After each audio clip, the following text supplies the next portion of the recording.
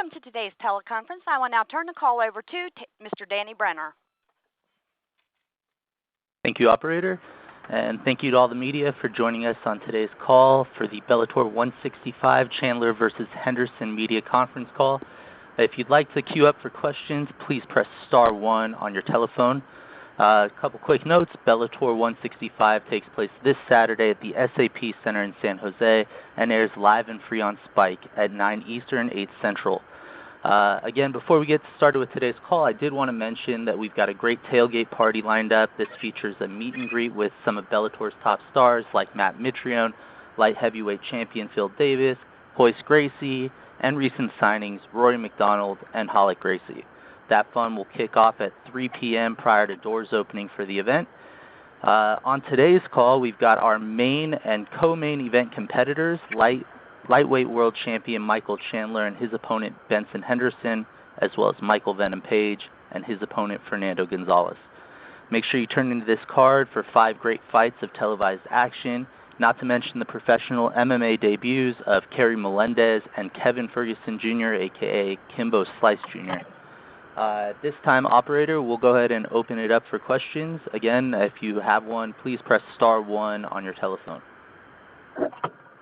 Our first question comes from Mike Dice with Sports Illustrated. Your line is live. First question is for Scott Coker. Are we any closer to a specific date for Bellator's debut in New York City? Mike, sorry, Scott Coker is unable to join us for today's call. I'm sorry. I guess the next question is for Benson Henderson. Is there any extra motivation to prove yourself in this victory after the last fight ended? I would say there's not a whole lot of extra motivation to win this fight. I'm a pretty highly self-motivated individual. I want to win all my fights. There's always extra this, extra that, new incentive this, new incentive that. I don't need any of those extra new incentives. I want to win all my fights. I want to get my hand raised in every single fight, as badly as you could, can't even imagine. So I wouldn't say any extra incentive, but I always want to win. And this is your second title fight in Bellator. Is there something you learned from your first go-around that you're taking into this fight?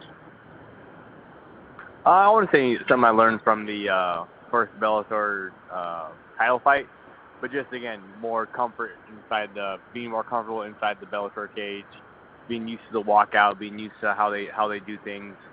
Still, the first 2 ones are just kind of getting used to it, getting the rhythm of how Bellator does their things and that sort of stuff. So I definitely anticipate my third time being inside the Bellator cage. The third walkout, I'll be much more accustomed and used to it and knowing where I'm supposed to go, what I'm supposed to do, and not having it all be new to me. Thank you. Yep, thanks, man. Our next question comes from Steve Morocco from USA Today. Your line is live. Hey, question for Benson. You're fighting for the title now. Do you think of yourself as a lightweight? Is this where you intend to stay, or is another trip to welterweight possible in the future? I would definitely say I don't think of how I think of myself. I wouldn't say I think of myself as a lightweight necessarily, but lightweight / welterweight. Go get this belt, and then after that, Bellator has a lot of interesting matchups at 170. Go back up there, have a couple of fun, interesting fights. It's just a wake up for me. Down at 155 is always such a pain in the butt, such a drag. It makes fighting not fun necessarily. So just because of that reason, I've been doing it so long. I'd say 55 or 70, wherever the most interesting, fun matchups are. But first things first, I gotta get the job done, take care of business come Saturday night. So you mentioned fun and interesting fights. Is the title something you think about as well? Obviously the storyline of the week is 2-division champion. In the other promotion. Is that a dream that you have for yourself in your career, or is it something where you want to just stay and be the most dominant lightweight champion you can be? I'm gonna go get this belt at 155, and after that, I wouldn't say belts are a whole lot of extra incentive. Obviously, belts are nice. They mean what the meaning that they have behind the belts is that you're the best on the planet. So that means a lot to say that you are the best at that weight class. But it's not. I don't fight necessarily just for belts. You always do want the belt. You want the belt around your waist. It means something. It holds weight. It holds meaning.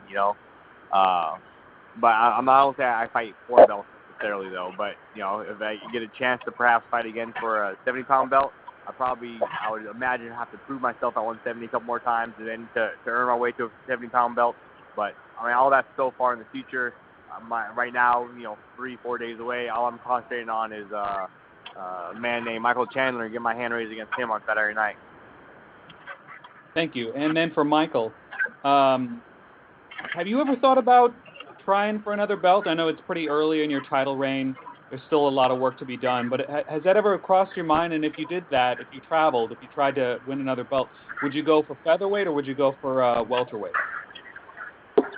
I haven't put a ton of thought into it. For me, I'm just looking for the biggest fights I can possibly have.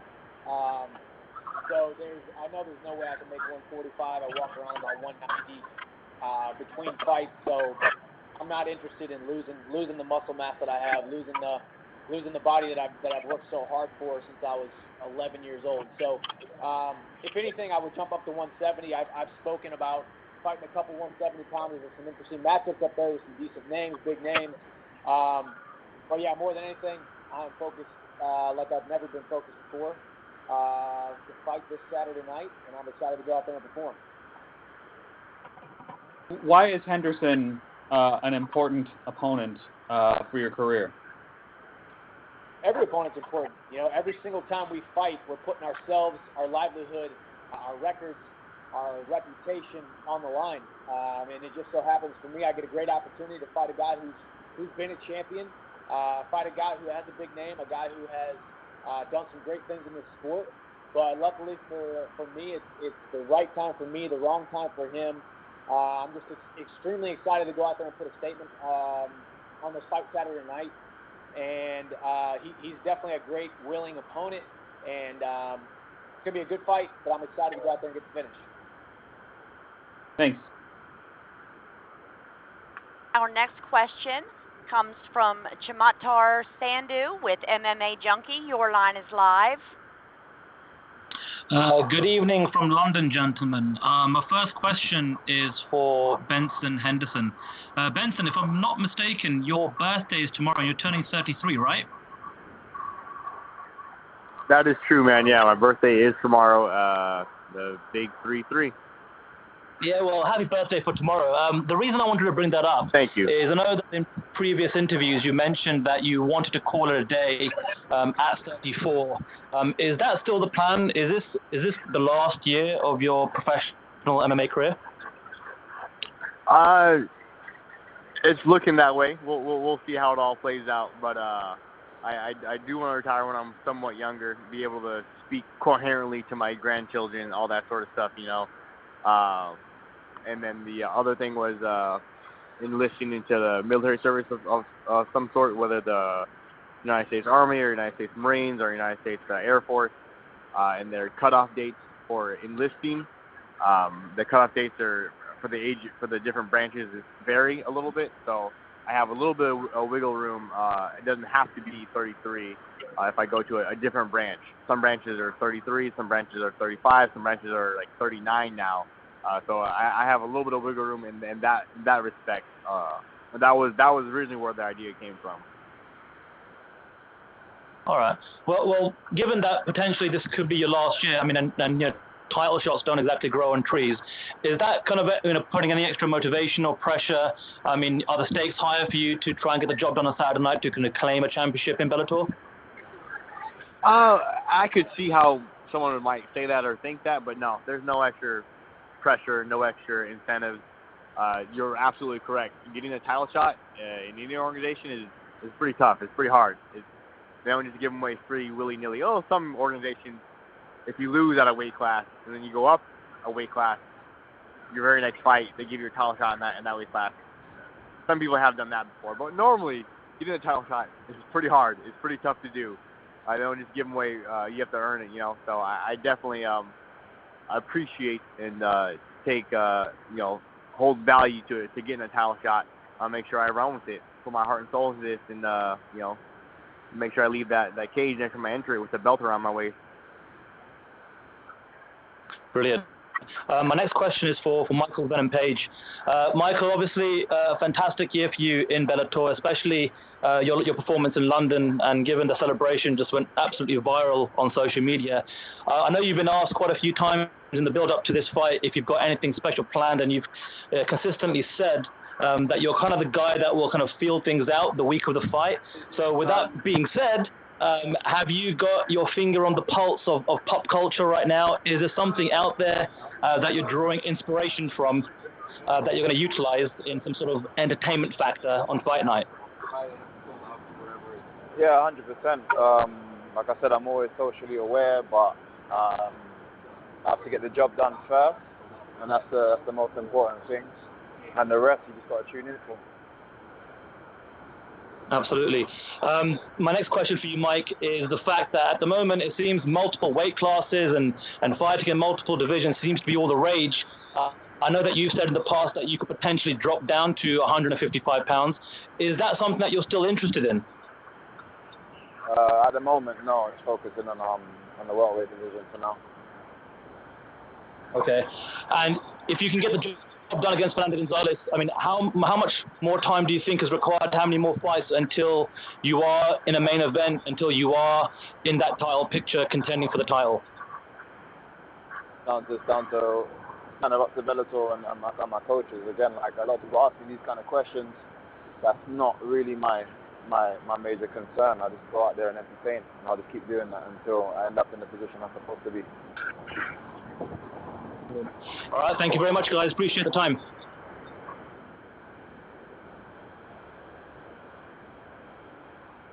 Our next question comes from Sean Alshate with MMA Fighting. Your line is live.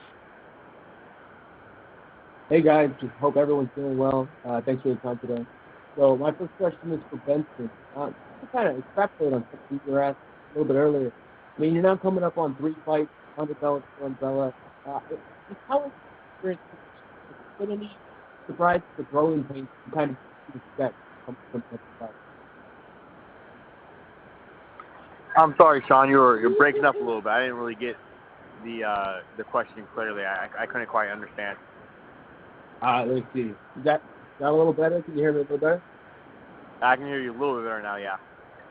All right. So just to kind of extrapolate on something you were asked before, I mean, it's going to be your 3rd fight now at the Bellator. I just wonder, how has this experience been for you? Has there been any surprises or growing pains that you kind of didn't expect from that other fight? Well, yeah, you're right. This being my 3rd fight in Bellator, having a good amount of experience. I'm just excited. It'll be a fun fight. Mike's gonna bring his best. I'm gonna bring my best, and we're gonna let the chips fall where they may. He's an exciting fighter. He comes forward. I'm gonna come forward, and at the end of the day, I'm gonna do whatever I have to do to make sure I work my butt off for a long time now and make sure that I leave that cage with the belt around my waist. But 3rd time in Bellator, feeling more comfortable every time. I think it's a recipe for having a great performance come Saturday night for me. Absolutely, and a win would make you really the first guy to ever be a WEC champ, a UFC champ, and a Bellator champ. I mean, honestly, that would probably put you as one of the most decorated lightweights that we've seen. And I know you don't really care much for these type of things, but what would a Bellator title mean for you at this stage in your career? I think a Bellator title, adding the Bellator title to the list, I think it means a lot to me, because it's again, having a belt is a statement. It is a verification that you are the best, and then having a belt in 3 different organizations means you were the best in 3 different organizations. So yeah, it does mean a lot to me. I don't try to think about it too much right now. I know when I'm, maybe 55 or 40, I'll look back like, oh man, that was really amazing. It was really cool. I was able to do this. I was able to do that, and yada yada. But I try not to look at it too much. I try not to put it in too much scope just yet. But later on, I know I'll give it its scope. I'll give it its due time to mull on it, to think it over, to reflect on it. But yeah, it's a historic thing I'm going after. It's not easy. I work my ass off to make sure I'm able to follow through with it too. Yeah, and I know you've always kind of been a fan of the. It always seems like you paid attention to your division. So I wanted to know, did you watch Michael from afar when you were UFC champion, and what did you always think of him yourself? Oh yeah, just as a fan of MMA, I'm a fan of mixed martial arts. I saw a lot of Chandler's earlier fights in his career and whatnot. Just from watching MMA. I always thought he was pretty impressive, pretty good. He's a true champion at heart. He's won his belt. He's defended his belt. He has a lot of experience. He has been hurt, rocked in a lot of his fights. He gets hit early on, but battles back and battles through and comes out on top. Everyone loves that kind of a story thing, But I always thought he was good. I always thought there was a few holes in his game, game plan wise, maybe not skill set wise, but game plan wise, skill set wise, there's a few holes in his game. But I know he's a true champion and a true competitor. He's always trying to work on his holes, work on his game, and get better here, get better there. My job to make sure on Saturday night, I capitalize and take advantage of those holes in his game. Yeah, absolutely. And if I could, to Michael, same kind of question, but in reverse. I wonder, I know you were watching Benson from afar for a long time at this point. I mean, what did you kind of think about him as his reign as champion and over the time since? Benson's had a phenomenal career. There's definitely back in the day, he was UFC champion. I was a Bellator champion. He was ranked number 1. I was ranked number 3 in the world. And it was kind of that what if matchup. What if these guys could fight? Now we finally get to see. He's continued to impress. He's continued to win, and great careers and great legacies can't be had without great opponents. I look at Benson Henderson like that, as we alluded to earlier. He's been champion in the WC, been champion in the UFC. But I'll be damned if I'm going to step into that cage Saturday night and lose his belt. I've trained my tail off. I've gone through some of the hardest hardships that you can go through in this sport, losing 3 fights in a row, coming back, believing that great things are going to happen, believing that no matter what, my next breakthrough was right around the corner. I never lost faith, never once thought about quitting, and where I think a lot of people would. So where I've been and where I am now, I'm just confident. I'm excited to go out there and put it on the line against one of the best guys in the world, one of the biggest names in this sport. So it's exciting. It's exciting to be able to do it. I've always been wanting to be put on a platform, and this is definitely one of them. Definitely a great opportunity. Fight TV, live and free. So it's going to be great. And I'm the kind of guy who comes forward and I put on exciting fights. Benson is a game plan artist. He gets his game plan. He sticks to it. And he's focused on winning. I'm focused on dominating. I want to go out there and I want to try to get the finish. So we'll see. As he said, how the chips fall on Saturday night. And then my confidence is just sky high right now. Yeah, I mean, when you see kind of what he's done so far in Bellator, the Koreshkov fight and the Pitbull fight, have you been impressed by the performances you've seen? I haven't been too impressed. I mean, it's one of those things. I mean, when you come in and you lose a fight, and then you have another fight where he wasn't necessarily doing that well, and a guy breaks his leg. I mean, there's really not a ton to be impressed with. But like we've seen before, the man is a champion. The man is a professional. Just because he has a couple bad performances doesn't mean he's not still one of the best in the world. And so I have to prepare accordingly, and I have prepared accordingly.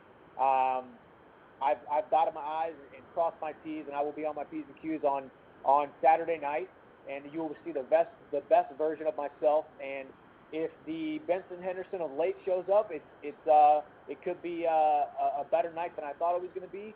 But I believe that he's prepared. I believe that it's no secret that him and I have been watching each other fight for the last 6, 7, 8 years. So we're very familiar with each other, where their holes are, where their deficiencies are, and where their strengths are. So I'm excited to go out there, implement my game plan, fight down on my mouthpiece, come out swinging like I always do, and I have full confidence that I'm going to go out there and get a dominant victory. Yeah. Well, thank you guys. And lastly, for Michael Page, this is really a third time the charm type of situation. I wonder just for you, I mean, when they offered you this fight, was there any trepidation about kind of going down this road one more time, considering the way the last few have ended? No, it doesn't bother me. It's just, like I said, it's just another name. Like, that's all I see. It's another name on a piece of paper that they ask you they've selected, and I just got to go in there and be me, and that's it. Yeah, I mean, it seems like even within their own division, it's hard to kind of find guys that will give you respect. I mean, just speaking recently with Paul Daly, he told our site that a fight against you didn't interest him just because he sees himself sort of past that fight. I actually can't hear you. I can't hear you quite clear at all. It's okay. Well, thanks guys for the time and good luck this season. I appreciate it. Just as a reminder, if you would like to ask a question, press star 1 on your telephone keypad. Our next question comes from Dwayne Finley with Flow Combat. Your line is live. Thanks for your time, gentlemen. I'll start with Michael Chandler. Mike, you said that, your first reign, the opposition, you were a little frustrated that you weren't, getting better opposition now in this reign. Yeah, you have a lot of potential contenders, starting with, with a former champion in Benson. How important is it for your progression in your career to get fights like this? It's key. It's absolutely vital. I didn't come into this sport to just fight and do well. I came into this sport to be great. I truly believe I was called to this sport to be put on a platform and reach new heights and reach people and do some great things, both athletically and just in so many aspects. So, I mean, in order to solidify my legacy, in order to continue to grow my brand, in order to continue to accomplish my mission, I need great opponents, and that's what I've said in the past.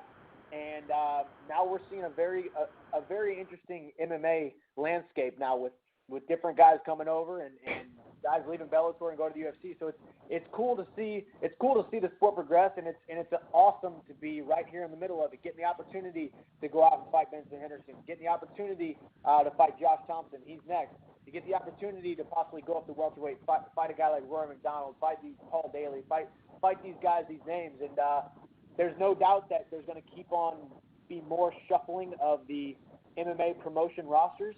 And it's great for me. It's fallen great for me. The chips are falling great for me, and I'm excited to be able to go out there and compete against a former world champion like Benson.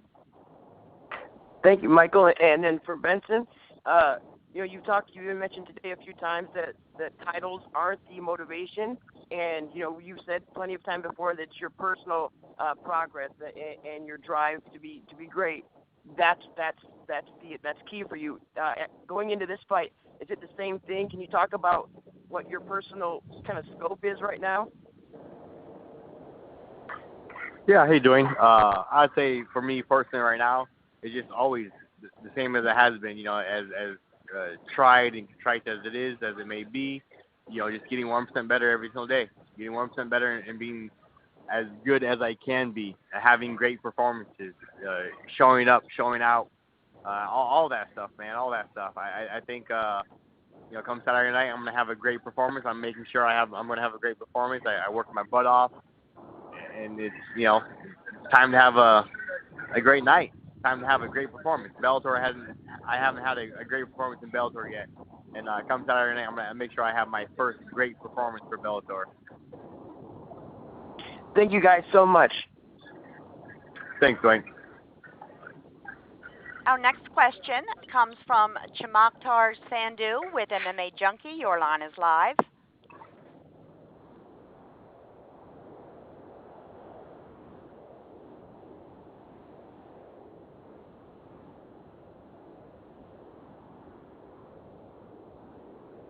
During Halloween, have you watched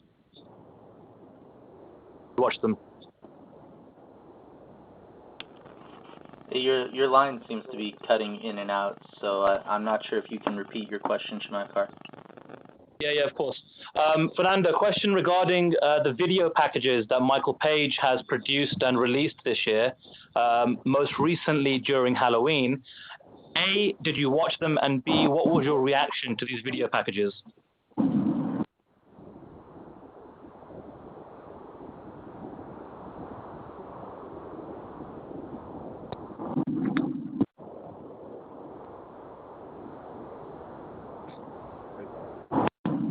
Sorry, hang on one second.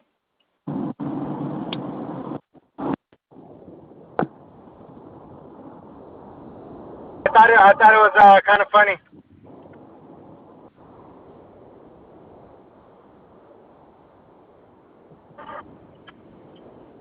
Hello? I think you were muted possibly. Do you think you could repeat your answer to the question, please? Yeah, can you hear me? Yes, we can hear you now. Okay. I said, I watched both the videos. I thought it was kind of funny because, especially the last one, bad choice in food products, I guess.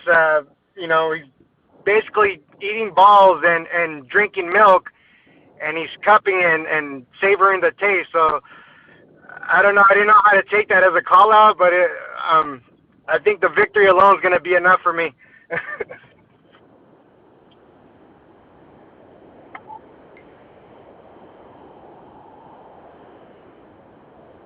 All right, Shamakar, is there a follow-up? I just said Michael Page is listening to this conference call right now. Does Fernando have a message for him right now, leading into this fight?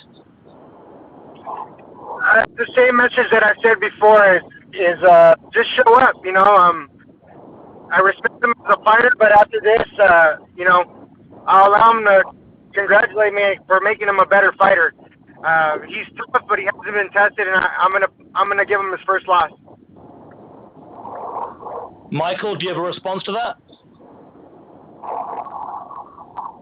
I'm allergic to bullshit, so there's no point in responding. Thank you, gentlemen.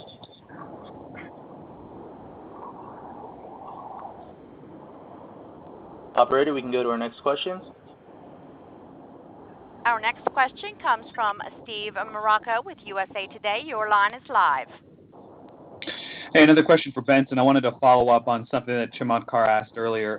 What branch do you want to go into when you do join the military?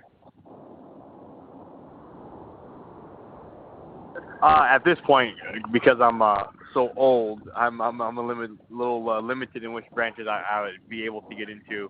It doesn't really matter to me. I don't really have a preference. I don't really care. I just would like to serve my country. I think serving is a lost art, giving back of the country, not what your country can do for you, but what you can do for your country. I think it's seriously, we are lost today. Our society, our country, something is wrong with us. We are jacked up in the head. We place our priorities extremely ass backwards. We celebrate freaking morons who are just solely focused on social media and this and that. And so when I, raise my kids, I like to express to them the importance of doing real stuff, giving back to your country, doing good, being a good person, straight. So that would be me, going out of my way to do something to give back to my country, so I can raise my kids and say, hey, look at this. This is something I did for this country. It's just I don't know, other life stuff, but I don't really care about which branch it would be. I just have to get in. I have to do, because I am so old and I have a hand tattoo. There's a bunch of different waivers and this and that I have to do and I have to go through. Wait, a hand tattoo rules you out of a particular line of service? Yeah. Which one? I think it's the Marines or the Army. I forget whichever branch it was. But they you have to, you can get in with anything, but you have to have a special waiver, discontention form or something like that, and then get approved by their board or whatever. Oh wow. And does it matter, like, you said you just want to serve. Does that mean you serve behind the front lines, or, if they call you up and say, hey, you're infantry, is that good as well? Yeah, I'd do whatever. If it was, cleaning the window, but I'm cleaning the window for my country, sure, no problem. It would be kind of boring. It could be kind of sucky, but I'm cool with that. I'm a humble man. If it happens to be, doing something front lines or yada, yada, yada, like, that's not ideal. It's not what a lot of people want to do, but, yeah, I'm cool with that as well. Have you communicated this possible timeline to Bellator? Was that something that was sort of built into the deal you signed? No. This is my own personal thing. I didn't even talk about for years and years and years. Someone finally got wind of it and like, oh, hey, yada, yada, yada. Then they got out there, and now, everyone likes talking about it. But this was, my own personal thing that I've wanted to do for years now. And hopefully before I get too old and they completely say no to me outright, I will be able to do that. Gotcha. Thank you very much. Thanks, man. Our next question comes from Steve Juwan with MMA Mania. Your line is live. Thank you, operator. My first question is for Benson Henderson. In the title eliminator fight in Anaheim, you were setting a very calm and deliberate pace throughout that fight. And before we could really see you explode in that cage, Pitbull was taken out with an injury. Now, knowing the kind of fighter Chandler is, are you going to look to set a faster pace, or will we see a more measured response? We'll see. We'll see how it plays out. It's hard to dictate and say, oh, I'm going to do exactly this or I'm going to do exactly that. I think it's kind of hard to dictate as far as game plan-wise. If I was an NFL coach, I would not be one of those coaches who has the first 15 plays of the game scripted out, and no matter what happens, we're going to run these 15 plays. For me, I think it's much more of a feel-out process. Okay, we're throwing down? Sure, let's do it. Let's go. Throw down. You want to hit it 100 miles an hour? You want to hit the gas pedal in the first 15 seconds? Cool. Let's do it. Let's find out. If it's more of a measured approach and we're kind of both feeling each other out and that's kind of what happens, that's cool too. No problem. But I don't think this is going to be a slow-paced fight. This is going to be about probably an action-paced, high-paced, action-packed fight as you've seen inside the Bellator cage. Very good. We look forward to seeing it. And for the challenger, it's a role that you've been in before. You've been the champion before. Which one do you relish more as you're going into this fight? You know what? I think, to be honest, it's a good question. It's a great question. I think, to be honest, I actually do enjoy being a bit of an underdog. I think I've been an underdog most of my whole career. For a long time, having to prove people wrong, that sort of stuff. I do like that. I do enjoy that. All right. And for the champion, Michael Chandler, we already know your history in Bellator. There's really not much left for you to prove at this point. Some of the greatest wars with Eddie Alvarez this fighting landscape has ever seen. You're a two-time champion. What's left for you to say with this fight with Benson Henderson?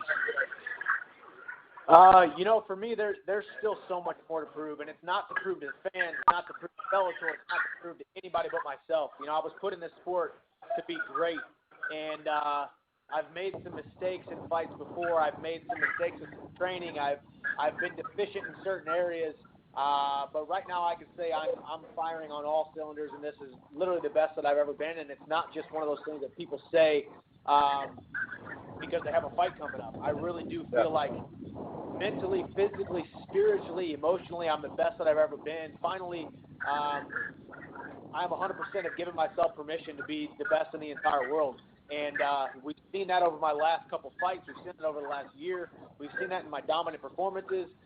We've seen that in my composure in the cage. And just everything is finally clicking. So to be able to go out there and fight Benson Henderson at this moment is a dream come true. You want your biggest test at your best moments, and it's really the best season of my life.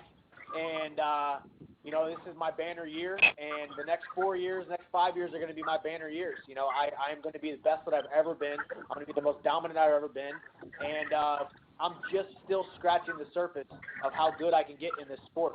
I was world champion a year and a half into this sport, and it's taken many years and many ups and downs to get to where I am, and I'm I'm excited to be able to go out there and compete. I love what I'm doing. I love my life. I can't wait to go out there and compete. All right. We look forward to seeing you at their best moment on Saturday. Gentlemen, thank you both. Thank you. Thank you, man. All right, everybody, that'll conclude our conference call for today. We really appreciate you calling in. Have a great day, and tune in on Saturday.